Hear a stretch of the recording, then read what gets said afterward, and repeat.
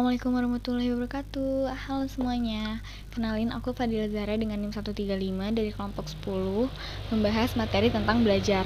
Apa sih itu belajar? Jenis-jenis belajar itu kayak gimana? Terus bentuk-bentuknya dan lain-lainnya. Di sini aku mau ngebahas tentang jenis-jenis belajar dan konsep dan definisi konsep belajar. Yang pertama dimulai dari jenis-jenis belajar. Jenis-jenis belajar yang pertama itu adalah belajar rasional. Belajar rasional di sini adalah belajar dengan menggunakan kemampuan berpikir secara logis dan rasional. Jadi berpikirnya secara akal sehat gitu. Lebih ke logika. Jadi orang-orang diharapkan mampu untuk memecahkan masalahnya itu dengan berpikir panjang dulu, enggak terburu-buru dalam mengambil keputusan untuk menyelesaikan masalahnya.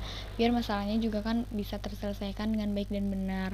Jadi berpikirnya rasional. Terus yang selanjutnya adalah belajar abstrak. Belajar abstrak adalah belajar ya dengan cara abstrak. Tujuannya adalah untuk memperoleh pemahaman dan pemecahan masalah yang tidak nyata, seperti kita belajar matematika, kimia, tentang ilmu astronomi, dan ilmu-ilmu yang lainnya. Terus yang ketiga adalah belajar keterampilan. Belajar keterampilan di sini adalah belajar menggunakan gerakan-gerakan motorik, yakni berhubungan dengan urat-urat syaraf dan otot. Contohnya kayak olahraga, menari, olahraga. Di sini tuh biasanya kalau belajar tentang keterampilan tuh butuh latihan yang intens gitu atau rutin agar bisa mencapai hasil yang baik gitu. Uh, agar bisa mencapai hasil belajar yang baik. Terus yang keempat adalah belajar sosial. Belajar sosial adalah belajar untuk memahami masalah-masalah dan teknik-teknik untuk memecahkan masalah tersebut.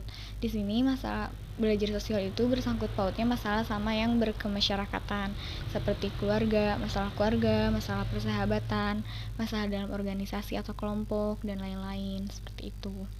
Terus yang selanjutnya adalah belajar kebiasaan. Belajar kebiasaan di sini adalah proses pembentukan kebiasaan-kebiasaan baru atau memperbaiki kebiasaan-kebiasaan yang telah ada. Kalau kita kan sadar pasti setiap orang tuh punya kebiasaan baik dan buruknya kan. Nah, jadi di sini mereka diharapkan bisa belajar untuk memperbaiki kebiasaan-kebiasaan yang buruk menjadi yang baik gitu. Terus menambah kebiasaan-kebiasaan yang baik lagi gitu, bisa dari pengalaman, bisa dari cerita orang atau apapun, dari bagaimana mereka bersosialisasi gitu. Terus yang keenam itu ada belajar pemecahan masalah. Belajar pemecahan masalah adalah belajar dengan menggunakan metode ilmiah atau berpikir secara sistematis, logis, teratur, dan teliti. Di sini bertujuan untuk memperoleh kemampuan dan kecakapan kognitif untuk memecahkan masalah rasional, lugas, dan tuntas, serta teliti. Terus yang ketujuh ada belajar apresiasi. Belajar apresiasi adalah belajar mempertimbangkan arti penting atau nilai suatu objek atau bisa disebut sebagai judgment, dimana kita bisa menghargai karya-karya orang lain atau menilai suatu objek yang kita lihat tuh dengan baik dan benar gitu. Menghargai ataupun mengkritik itu adalah salah satu apresiasi kita, tapi harus dengan tata caranya yang benar agar tidak menyinggung atau menyakiti orang lain. Yang terakhir tuh ada belajar pengetahuan. Belajar pengetahuan adalah dengan cara melakukan penyelidikan lebih dalam terhadap objek pengetahuan tertentu. Kayak kita belajar di sekolah, diajarin sama guru tuh kan spesifik ya, kayak kita belajar bahasa Indonesia, matematika, kayak gitu. Itu belajar pengetahuan yang diajarkan oleh guru di sekolah, itu masuknya ke belajar pengetahuan. Assalamualaikum warahmatullahi wabarakatuh. Saya Tesra Divayanti dengan NIM 159 akan menjelaskan tentang definisi belajar. Belajar bisa diartikan dengan berbagai macam pengertian, tergantung siapa orang yang mendefinisikannya. Banyak kegiatan-kegiatan yang telah disepakati banyak orang yang termasuk kegiatan belajar, seperti menghafal, mengumpulkan fakta, lalu mengikuti pelatihan, dan sebagainya. Adapun definisi belajar yang telah diberikan oleh para ahli yang bermacam-macam sebagai berikut. Bisa dilihat yang pertama adalah bukunya, yaitu Educational Psychology, menyatakan bahwa learning is sound by a change as a result of experience. Jadi, belajar menurut Combach adalah perubahan tingkah laku sebagai hasil dari pengalamannya. Bisa dilihat yang kedua itu adalah Chapin. Capin membatasi belajar menjadi dua rumusan. Yang pertama yaitu belajar adalah perolehan perubahan tingkah laku yang relatif menetap sebagai akibat latihan dan pengalaman. Yang kedua, belajar adalah proses memperoleh respon-respon sebagai akibat adanya latihan khusus. Yang ketiga bisa dilihat yaitu Hinzman. Dalam bukunya The Psychology of Learning and Memory berpendapat bahwa belajar adalah suatu perubahan yang terjadi dalam diri organisme, manusia atau hewan yang disebabkan oleh pengalaman yang dapat mempengaruhi tingkah laku organisme tersebut. Sebenarnya tidak hanya 3 yang tadi saya sebutkan, namun masih banyak lagi definisi-definisi yang telah diberikan oleh para ahli-ahli. Mungkin di lain hal ataupun kalian bisa mencarinya sendiri, karena di situ masih banyak ahli-ahli yang menjelaskan dan mendefinisikan tentang belajar. Selanjutnya akan dilanjutkan ke dalam materi selanjutnya oleh teman saya. Halo semuanya, perkenalkan nama saya Pina Dinila dengan NIM 136 dari kelas 1D. Di sini saya akan menjelaskan tentang tujuan dari belajar. Nah, yang pertama itu ada mengadakan perubahan dalam diri. Misalkan seseorang itu mendapat nilai yang buruk di sekolahnya, tapi karena dia belajar dengan giat, akhirnya dia mendapatkan nilai yang bagus. Terus yang kedua itu ada mengubah kebiasaan. Misalkan nih seseorang itu emang sehari-harinya itu dia biasanya itu minum sambil berdiri kan, tapi setelah dia tahu kalau misalkan minum sambil berdiri itu nggak baik buat kesehatan dan lebih bagusnya itu minum itu sambil duduk, akhirnya dia mengubah kebiasaan dia sehari-hari, yaitu dari yang tadi minumnya sambil berdiri menjadi minumnya sambil duduk. Nah, terus yang ketiga ada mengubah sikap. Misalkan seorang anak itu tidak mengerti gitu ya bagaimana sikap santun dan sopan kepada orang tua. Nah, karena dia belajar dan ditanamkan oleh gurunya bahwa kita itu harus sopan santun kepada orang tua, nah akhirnya dia mengubah sikapnya dari yang tadinya seenaknya aja ke orang tuanya menjadi lebih sopan. Terus yang selanjutnya ada mengubah dan menambah keterampilan. Misalkan ya seseorang itu senang bermain badminton, terus kayak gitu akhirnya dia mengembangkan terus hobi itu dengan belajar dan terus belajar, dan akhirnya hobi itu berubah menjadi sebuah keterampilan gitu ya buat dia. Nah, terus yang selanjutnya ada menambah pengetahuan. Bisa kita lihat ya di kehidupan sehari-hari, kalau misalkan dari waktu kita kecil kita kan belum belajar kan, belum sekolah juga, terus kita belum tahu apa-apa kan, tapi setelah kita sekolah terus kita belajar, akhirnya kita jadi menambah ilmu. Misalnya dari yang tadinya itu kita tuh mau tahu nih kalau misalkan tiap hewan itu punya cara yang berbeda gitu buat berkembang biak, tapi setelah belajar akhirnya kita jadi tahu kalau misalkan tiap hewan itu memiliki cara yang berbeda untuk berkembang biak. Saya akan menjelaskan mengenai bentuk-bentuk belajar. Nah, yang pertama itu ada belajar responden. Nah, dalam belajar itu suatu respon itu dikeluarkan oleh suatu stimulus yang telah dikenal. Jadi terjadinya proses belajar itu karena ada stimulus. Nah, contohnya itu kayak seorang murid kemudian diberikan pertanyaan oleh gurunya, lalu dia menjawab, dan setelah menjawab itu gurunya itu memberikan senyuman dan memberikan pujian kepada murid tersebut. Nah, tindakan yang dilakukan oleh guru tersebut itu menimbulkan perasaan yang menyenangkan. Nah, jadi membuat dia lebih giat lagi dalam belajar. Kemudian yang kedua ada belajar kontiguitas. Nah, sederhananya itu bisa kita lihat ya, kalau misalkan seseorang itu masih respon atas pertanyaan yang sebenarnya itu belum lengkap. Nah, misalkan 2 tambah 2 sama dengan, nah dia itu bakal langsung jawab 4 kan.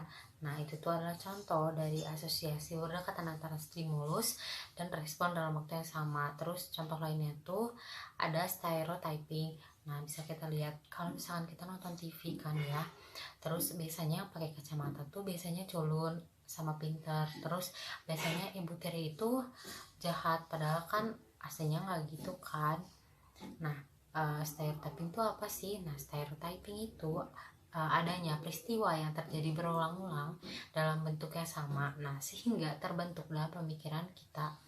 Kemudian yang ketiga ada belajar operan atau operan conditioning adalah suatu metode pembelajaran yang menggunakan hadiah dan hukuman sebagai konsekuensi dari sebuah perilaku.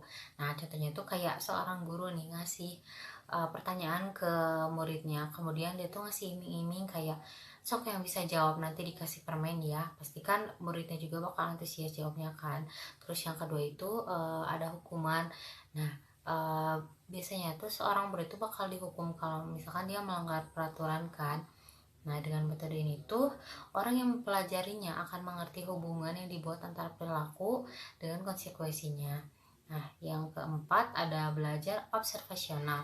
Nah, konsep belajar ini tuh memperlihatkan kalau orang dapat belajar dengan mengamati orang lain melakukan apa yang akan dipelajari.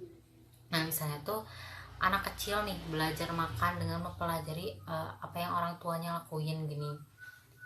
Untuk yang terakhir ada belajar kognitif. Jadi bentuk belajar ini tuh memperhatikan proses kognitif selama belajar. Jadi prosesnya itu mencakup berpikir sama menggunakan logika. Jadi belajarnya itu nggak cuma muncul dari adanya stimulus sama respon aja ya, tapi melibatkan juga tindakan mental dari individu yang sedang belajar. Sekian dari saya, mohon maaf bila ada kesalahan. Terima kasih. Terakhir adalah prinsip-prinsip belajar. Setiap teori bertolak dari asumsi atau anggapan dasar tertentu tentang belajar. Oleh karena itu, tidaklah heran apabila terdapat perbedaan pandangan tentang belajar. Meskipun demikian, ada beberapa pandangan umum yang relatif sama di antara konsep-konsep tersebut. Beberapa kesamaan ini dipandang sebagai prinsip belajar. Adapun prinsip-prinsip belajar adalah yang pertama yaitu adalah prinsip kesiapan. Proses belajar sangat dipengaruhi oleh kesiapan individu sebagai subjek yang melakukan kegiatan belajar. Kesiapan belajar adalah kondisi fisik, psikis, jasmani, mental individu yang memungkinkan subjek dapat belajar. Lalu ada prinsip motivasi. Menurut Morgan, motivasi adalah tenaga pendorong atau penarik yang menyebabkan adanya tingkah laku ke arah tujuan tertentu. Ada tidaknya motivasi individu dapat diamati dari tingkah lakunya. Apabila peserta didik mempunyai motivasi yang tinggi, maka ia akan bersungguh-sungguh menunjukkan minat dan perhatiannya yang besar. Lalu, prinsip ini apabila dikaitkan dengan pembelajaran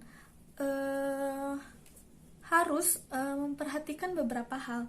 Yang pertama itu adalah memberi dorongan atau drive. Tingkah laku individu akan terdorong ke arah tujuan apabila ada kebutuhan. Lalu yang kedua yaitu memberikan insentif, yaitu tujuan yang menyebabkan seseorang bertingkah laku. Setiap individu mengharapkan kesenangan dengan mendapatkan insentif positif, dan ia akan menghindari insentif yang bersifat negatif. Lalu yang ketiga yaitu motivasi berprestasi. McClelland Land mengemukakan bahwa motivasi merupakan fungsi dan 3 variabel, yaitu yang pertama harapan untuk melakukan suatu tugas dengan berhasil, lalu prestasi tinggi tentang nilai tugas, dan kebutuhan untuk keberhasilan tentang nilai tugas. Lalu ada motivasi kompetensi. Setiap peserta didik mempunyai keinginan untuk menunjukkan kompetensi dengan berusaha menaklukkan lingkungannya. Lalu yang terakhir yaitu adalah motivasi kebutuhan. Menurut Maslow, manusia memiliki kebutuhan yang bersifat hierarki, mulai dari yang terendah hingga yang tertinggi. Kebutuhan-kebutuhan tersebut memberikan motivasi bagi individu untuk memenuhinya. Terus yang selanjutnya adalah definisi dari konsep belajar. Konsep belajar adalah perubahan tingkah laku yang terjadi melalui proses dan menghasilkan perubahan seperti kemampuan, membedakan nilai, aturan, dan pengetahuan. Di sini konsep belajar itu luas ya, maksudnya orang-orang bisa belajar dengan caranya masing-masing, dengan bagaimana mereka nyamannya belajar itu kayak gimana. Di sini kan bisa membedakan aturan segala macam yang seperti itu kan. Itu bisa masuk ke gimana cara belajar sosial yang tadi jenis-jenis belajar itu.